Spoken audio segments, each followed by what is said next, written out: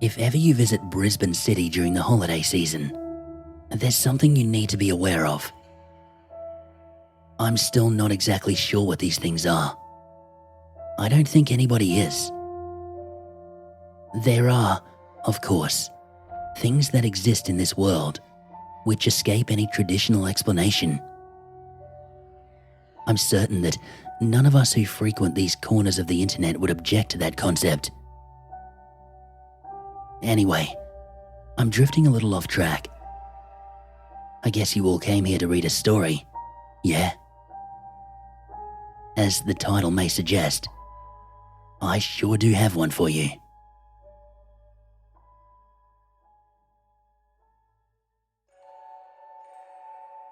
I was recently in Brisbane City over the Christmas period. For those of you not from this part of the world, Brisbane is one of Australia's quieter capital cities. It's essentially a well-developed central business district surrounded by an overgrown small town. The city itself is absolutely beautiful at Christmas time. The streets come alive with the festive colours of the season. Wreaths are hung, tinsel lines the quaint alleyways and arcades, and performers dressed as beautiful angels and fairies dance around the central Queen Street Mall. This central area is where I was staying during Christmas. I was here to visit family. You know the drill. That one time of year to suck it up and endure the presence of people you love dearly but really don't like all that much. My mind was already turning through pages of unpleasant memories like a picture book. An entirely disgusting Christmas lunch cooked by Auntie Joanna, an infamous fist fight or two between my many cousins, and me, stuck in the middle of this crap every December 25th. The things we do for family. It was the 23rd when I got the call. My phone erupted into an ear-piercing buzz on the table where it sat, rudely interrupting my terrible pay-per-view movie that I'd begrudgingly shelled out for. Glancing down at the screen, I sighed as my eyes landed upon my cousin Paula's name. She was hard work at the best of times, forever entertaining the most unwilling participants with one-sided conversations about her latest cat or some other nonsense which had exited my mind no sooner had she forced it into my ears.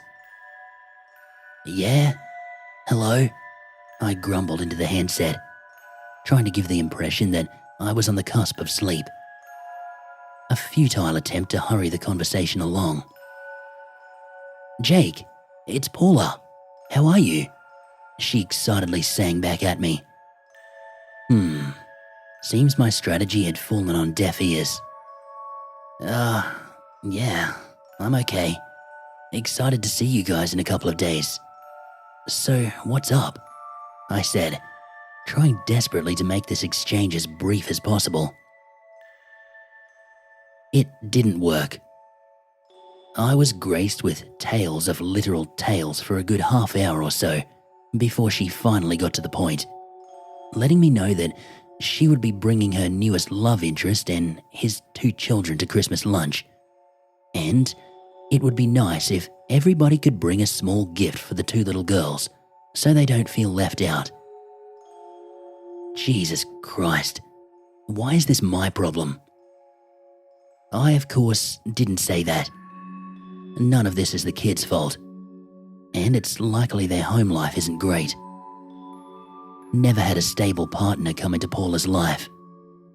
I'm certain that this would be no exception. So, at 9 p.m. at night, I found myself pulling on my jeans and joggers, ready to head back down to the mall in search of a gift or two. I suppose it could have waited until morning. I probably should have in hindsight. But Christmas Eve was always absolute madness in the middle of Brisbane City.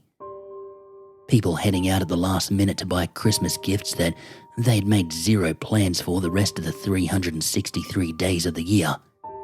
And of course, that is entirely your fault should you dare to get in their way. As if to test me, the second I stepped foot out of my hotel and breathed in a big gulp of crisp River City air, I was accosted by a homeless guy shouting in my face. I simply tried to walk away, but he followed, screaming at me, "Please, please."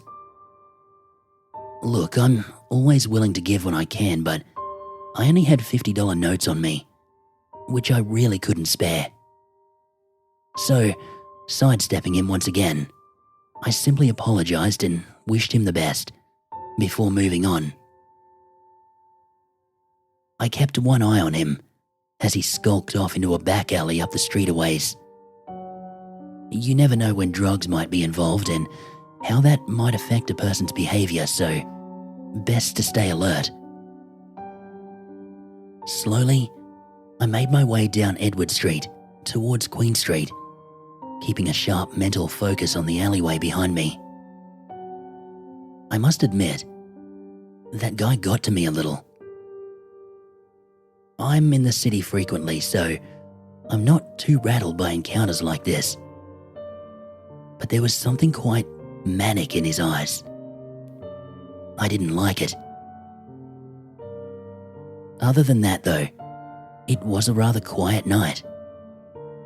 The promise of rain seemed to hang just out of reach, the cloud cover darkening the streets, making for a scene eerily similar to something straight out of Gotham.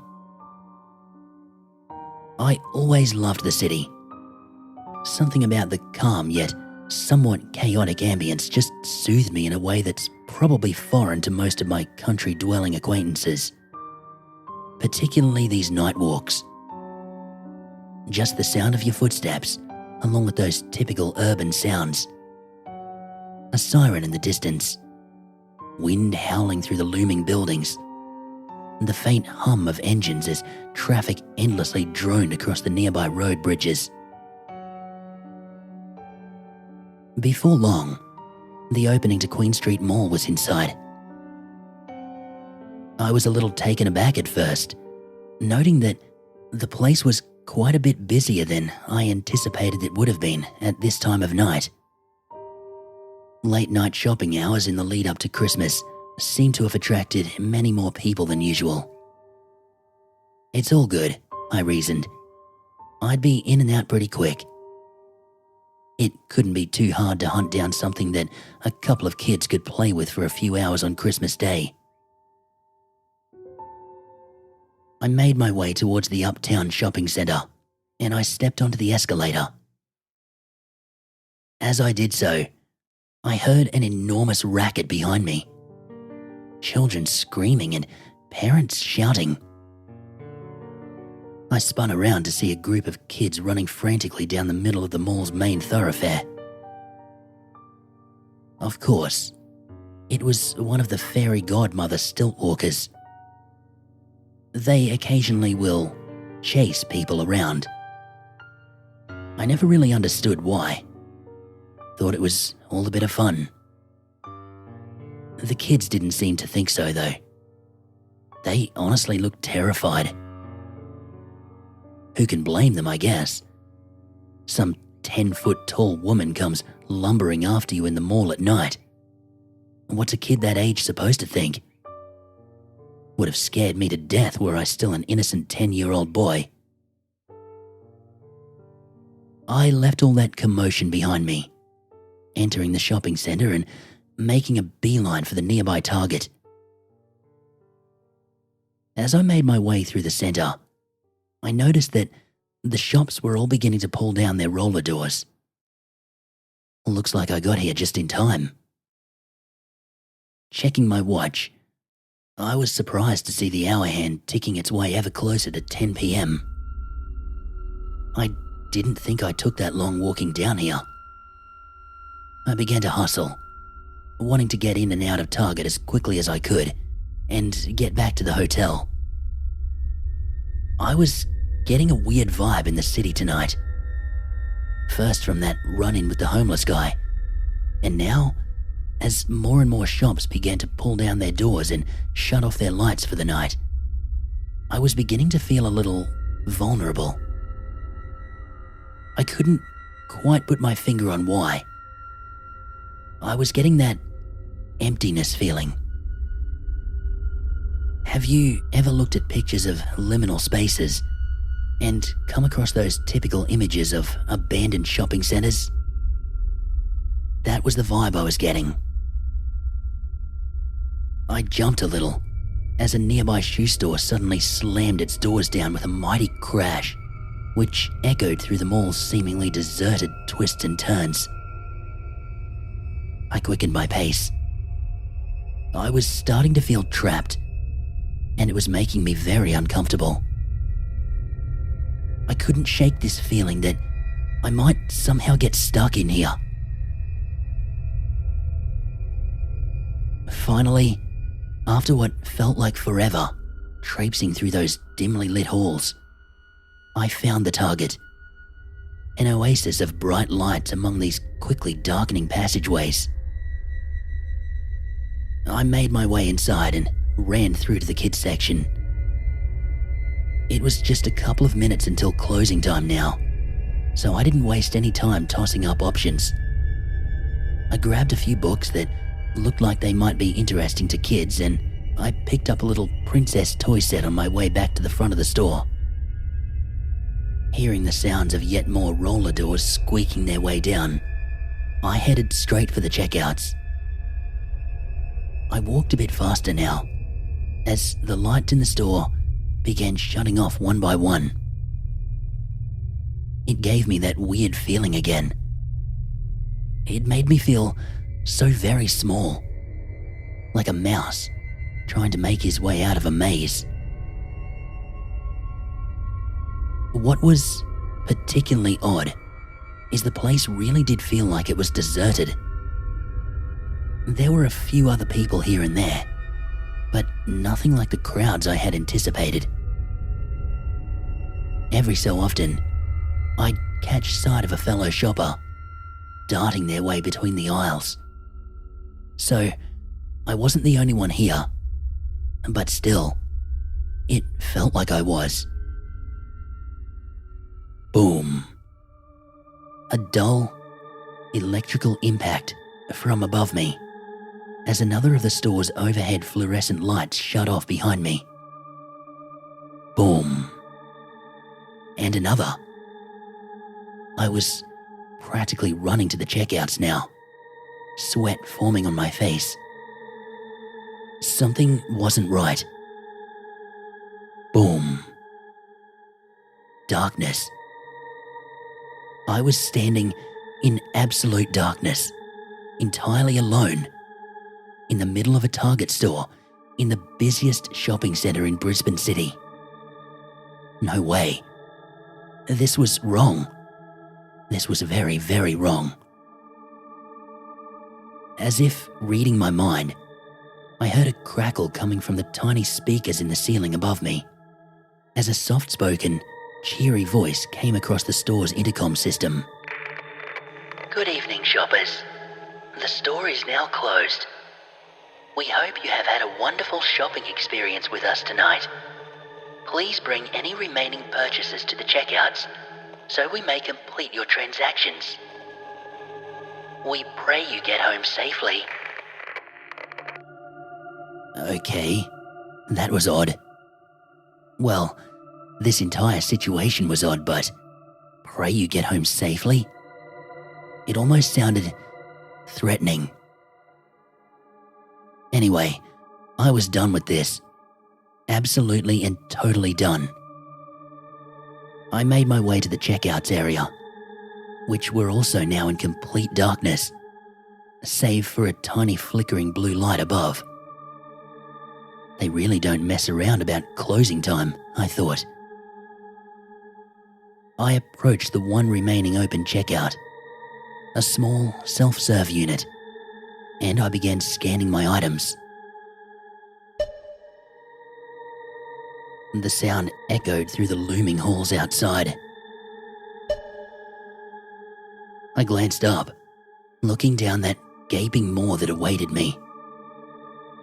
I had this feeling I couldn't shake, like something might crawl out of there, trying to get me.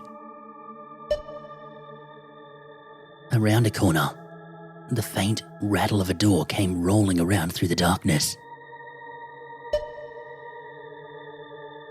My anxiety was heightening with every beep that rang out.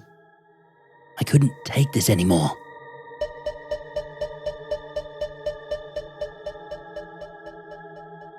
The checkout started making an absolute racket. Oh, screw this. I am out. I grabbed the rest of my stuff, pulled a $50 note out of my pocket and threw it onto the counter, leaving one of the books to keep it weighted down. I wasn't sticking around any longer. I shoved my things into a bag and I got the hell out of there, breaking into a swift power walk towards the exit. As I walked, one quick step at a time, that ominous ambience of a dead shopping mall in the silence of the night emanated around me. Distant footsteps, faint buzzing from the remaining dull lights. Every so often, I'd hear some voices in the distance, shouting or laughing, the sounds bouncing their way around in the centre. After a minute or two of this, I finally caught sight of the exit and I broke into a jogging pace straight for it. The feeling of fresh air on my skin is one of the best sensations I've ever felt after that experience. As I clanged my way down the now deactivated escalator, I swore to myself that this was the last time I was ever going to chance shopping at night. Something about what happened in there was not right at all. Beyond just being creeped out about being stuck in the centre alone, it felt like something more, something I couldn't place. But it touched on a primal part of my brain. Anyway, I was out now, and all was fine. I slowly strolled my way down the now devoid of life Queen Street Mall. It's like a fever dream in the early mornings or late hours, a stark contrast to what is usually a bustling tourist hotspot. As I walked, I noted the sounds and the smells around me, no longer surrounded by the crushing emptiness of that damned shopping mall, but instead the peaceful ambience of the night. I noted the calls of the many nocturnal animals that lived in the city's parklands, the breeze whistling through the streets and alleyways, which felt nice on an otherwise warm summer's night, and the soft lapping of the Brisbane River, a sound which could be heard blocks away when the city was quiet enough. It was perhaps because of this calming atmosphere that I was not alarmed at first when I looked up ahead and noticed that a few of the mall's Christmas performers were still out and about. They were merely silhouettes at my distance from them, but I could make out a group of kids and 2 or 3 of the stilt walkers still up and about doing their routines. It gave me a chuckle at first.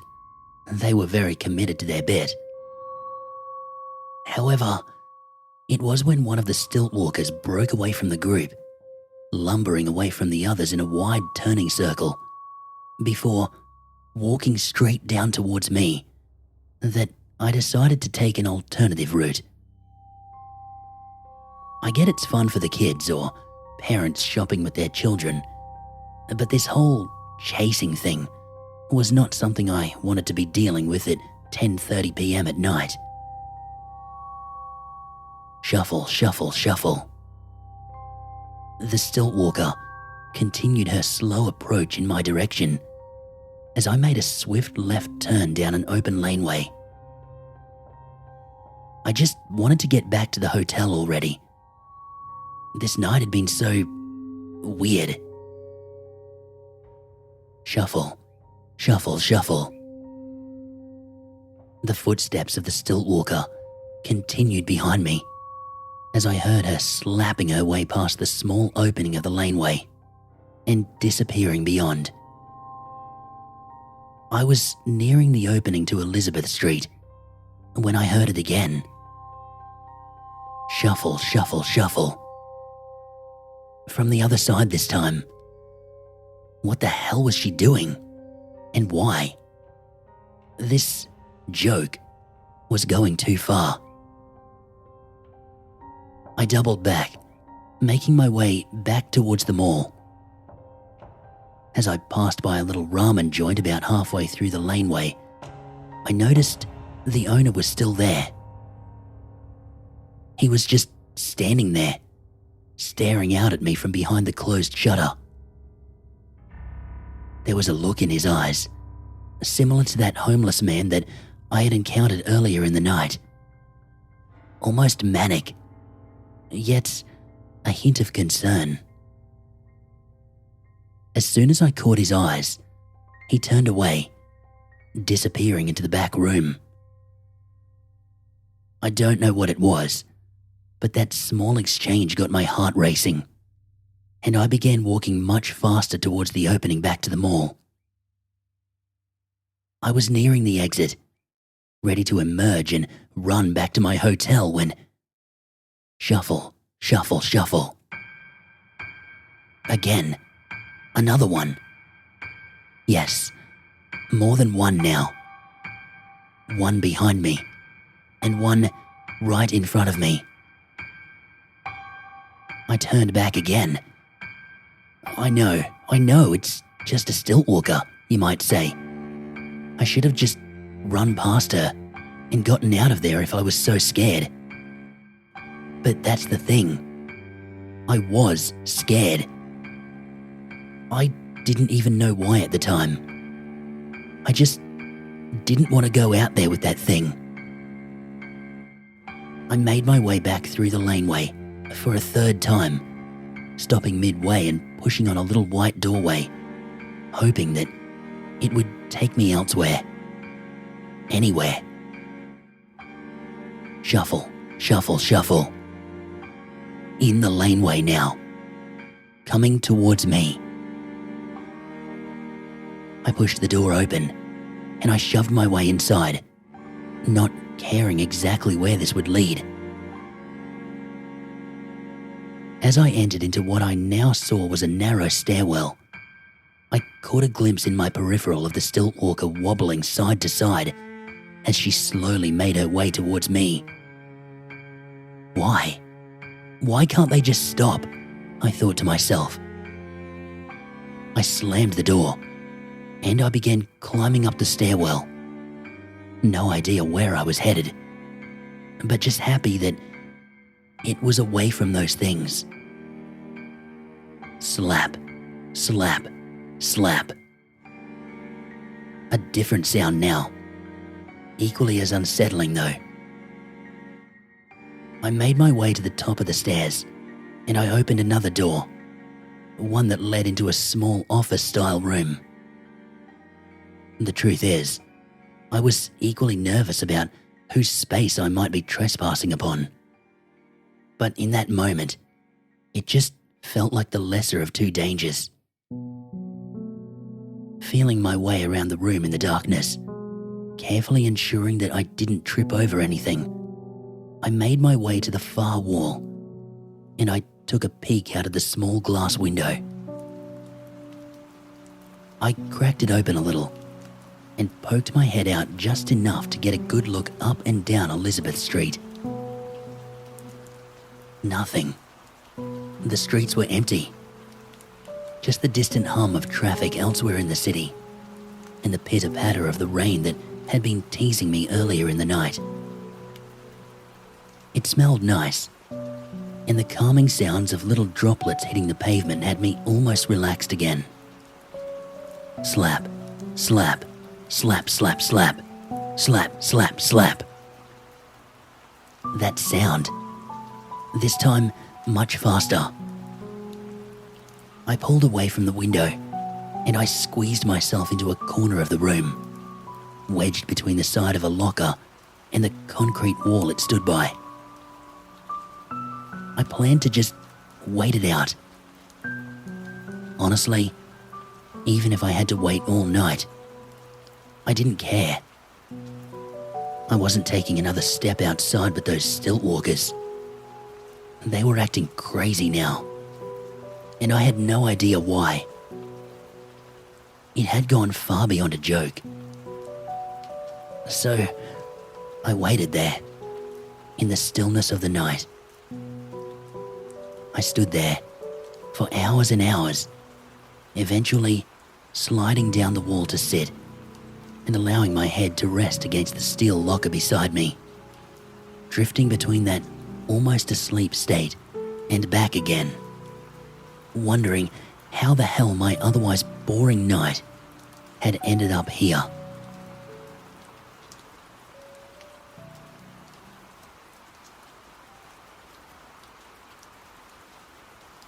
It must have been the early hours of the morning when I was pulled from my sleepy state.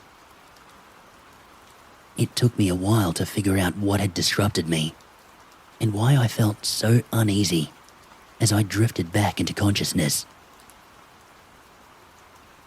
It is a strange thing, the human mind. When confronted by fear that it cannot comprehend, it will often try and find anything to reason the situation, or simply distract itself. The first thing I completely took notice of was the sounds. The rain still gently fell outside, and I noted the drops trickling down the windows, pooling into little puddles at the base. I registered the sound of the wind, picking up in strength as it blew back and forth down the dark and wet city streets.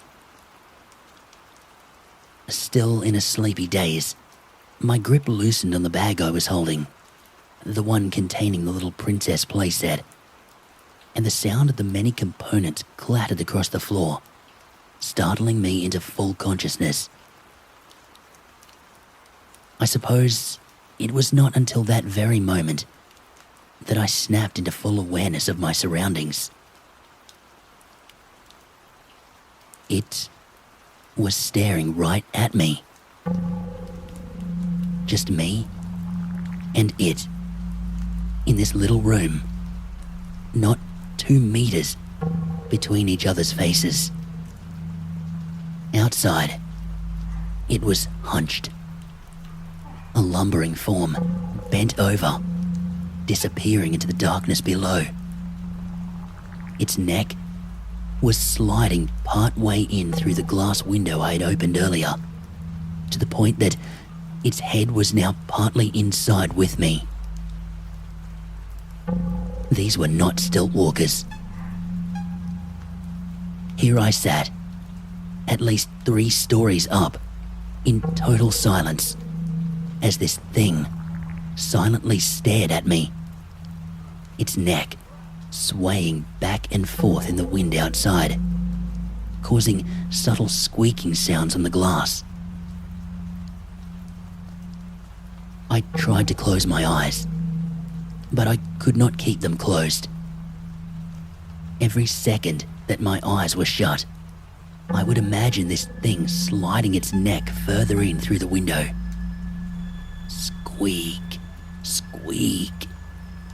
The glass groaned as its filthy neck slid back and forth against it. I began to slowly slide my way across the floor, trying to make my way to the door. The problem was, the massive office desk sat between me and the door, with a hardwood divider right behind it. I would need to move closer to the window in order to make my way out. Slide, drag, slide, drag. Inch by inch, with every subtle movement I made, its eyes stayed locked on me, and it released these awful, deep laughing sounds. Not loud and booming, like you may expect, but rather quiet, almost like a child's laughter if you recorded it and pitched it down a few semitones. With every slide towards the door, I came a little closer to the window, closer to it. Its neck would spasm as I inched closer, like it was trying to reach its face just a little bit nearer to me. Slide, drag, squeak, squeak. At this point, I felt like bursting into tears. I was midway across the room now, in front of that huge desk, and our faces were mere inches apart.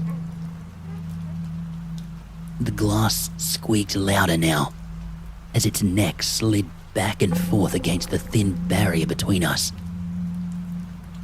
With every brush, the glass began to groan a little more, threatening to crack.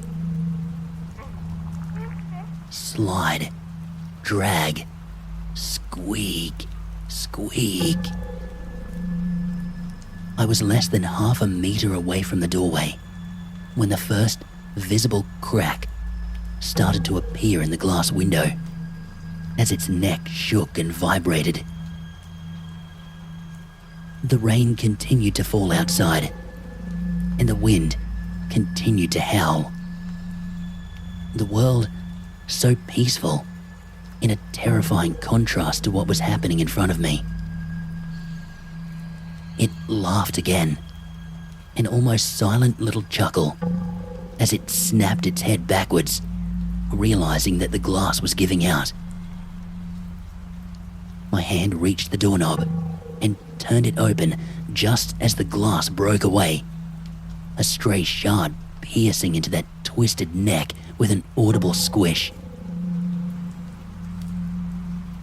Just as I opened the door and slipped through, slamming it shut behind me, I heard this thing begin to cry, almost as though it was sobbing and laughing simultaneously. Again, childlike in nature, but deep and guttural. As I made my way down the stairs, quickly, but being careful not to make more noise than I needed to, I heard a strange brushing sound against the door behind me, like scratching, but damp and wet. I shuddered as I imagined a tongue stretching out from that awful mouth. This time, I did not hesitate. Emerging from that alleyway, I ran out into the dark, rainy streets. There was no relief in my flight. With every step, the image of something massive following close behind me was present in my mind. I was acutely aware that at any moment, an all too large hand may clasp around me, raising me up to my demise. And of course, the sounds were there to confirm my fears. Slap, slap, slap, slap, slap. The distant sound of something barefoot running through the mall. After me? I did not know, nor was I going to chance looking to find out. I quickly made my way back to my hotel, taking every shortcut that I was aware of.